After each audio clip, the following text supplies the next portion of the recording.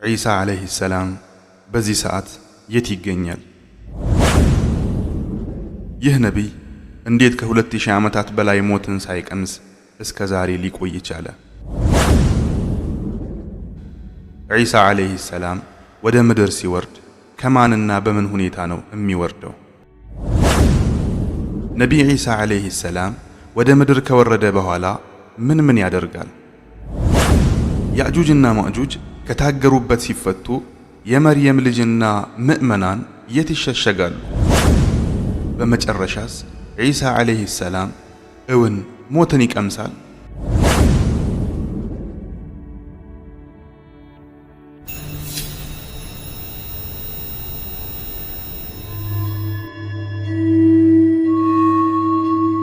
ከ2000 ዓመታት በፊት ዒሳ ዓለይሂ ሰላም የምድር ቆይታውን አጠናቆ ይህችን ምድር ለቆ ወደ ሰማይ የሚያርግበት ጊዜ ሲቃረብ 12ቱን ሐዋርያት ቤቱ ሰብስቧቸው ከእናንተ ውስጥ በእኔ ነቢይነት ካመነ በኋላ 12 ጊዜ የሚክድ አለ።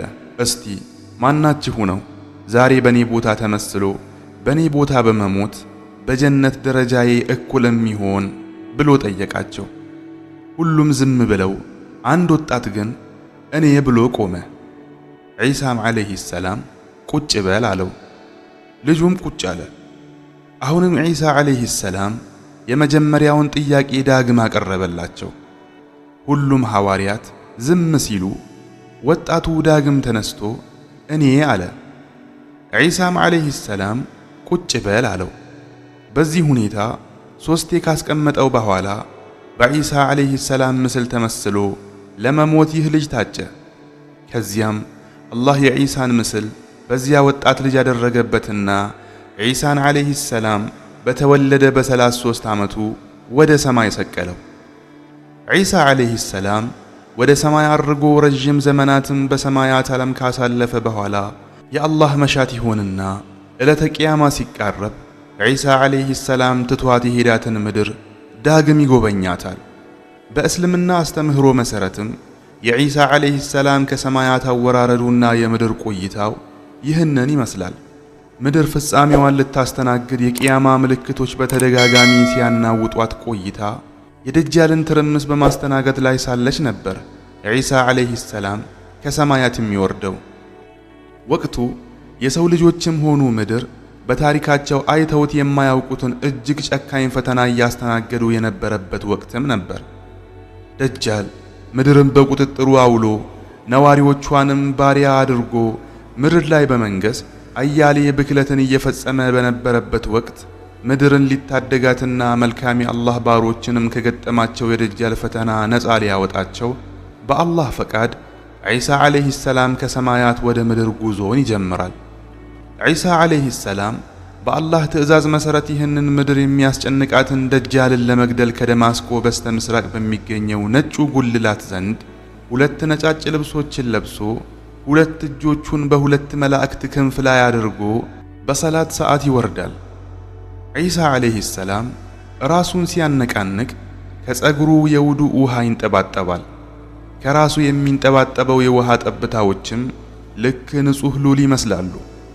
ምድር ላይ ወርዶ ወደ ቁድስ ከተማ ሲገባም ምድር ላይ ያሉና ከደጃል ፈተና የተረፉ ሙስሊሞች ሰላት ሊሰግዱ ኢቃም ሲሉ ብቅ ይላል። ይህን ጊዜ ሁሉም ያውቁታል።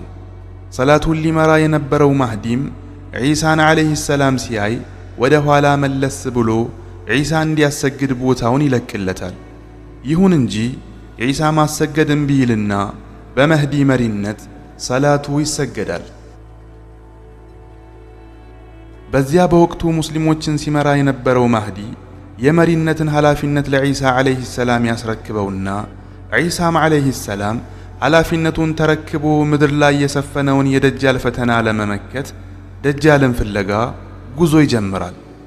ያ ምድርን ያለ አንዳች ከልካይና ያለ አንዳች ርኅራሄ ሲበክል የነበረው ደጃል የዒሳን ዓለይሂ ሰላም መምጣት ሲመለከት ወደ ፊለስጢናዊቷ ከተማ ሉድ ይሸሻል። ዒሳም ዓለይሂ ሰላም እየተከታተለ በቀስት ይወጋዋል። በመጨረሻም ዒሳን ዓለይሂ ሰላም ፊት ለፊት ሲመለከት ጨው በውሃ ውስጥ እንደሚቀልጥ ሁላ ደጃልም መቅለጥ ይጀምራል።